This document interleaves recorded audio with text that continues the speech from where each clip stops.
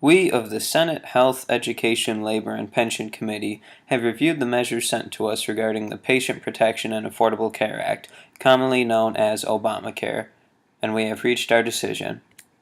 After review of the Department of Health and Human Services and the Coalition for Smaller Governments letters, we have decided the following. The PPAC would damage our economy, something the country cannot afford. Employers and employees will be negatively affected. The PPAC will add an annual charge of $2 billion by the end of the decade, and the IRS will complete much of the implementation, further intruding the personal lives of the populace. As a result of these findings, the Senate Health, Education, Labor, and Pensions Committee unanimously decided to listen to the Coalition for Smaller Governments letter and move the repeal bill forward. First, the economy of the United States cannot take another major hit. With the economy just coming out of its recent recession, there's no need for a bill that would cause an increase in our national debt. Jobs will be terminated, and the unemployment rate will rise. The citizens of the United States will have to pay out of their own pockets in order to have this bill in place. In result, the taxes would rise significantly, causing the middle class to suffer. If employers fail to comply with employer mandates, penalties will be strictly enforced. An amount of $3,000 will be penalized for subsidized employees. An amount of $2,000 will be penalized for non-subsidized employees. Businesses may either cut employees' hours or simply dismiss their employees.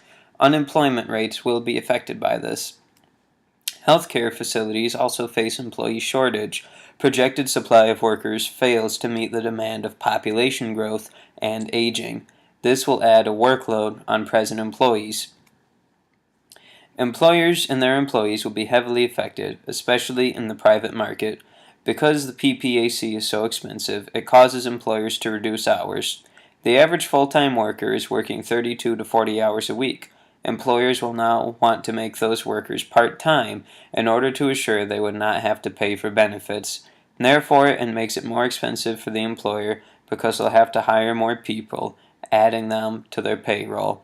Employees will not be able to get paid as much as usual due to the lack of hours, causing the average household income to go down. Private businesses will not be able to grow due to the PPAC. It will be too expensive to keep businesses open because they will have to hire more people. Their insurance policies no longer meet law requirement, and that stops the development of growth. Furthermore, the public is not in favor of the PPAC.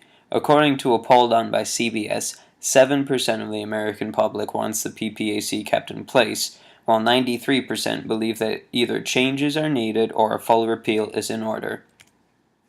According to the Coalition for Smaller Government, the IRS serves as a major agency in the PPAC's implementation.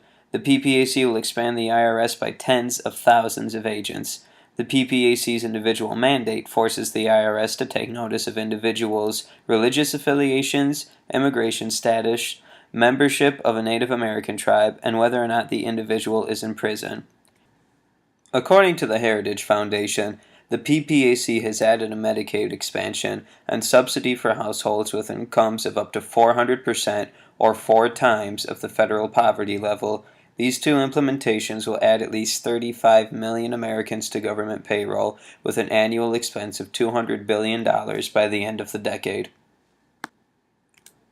The Senate Committee on Health, Education, Labor, and Pension has, therefore, decided to move the repeal bill forward.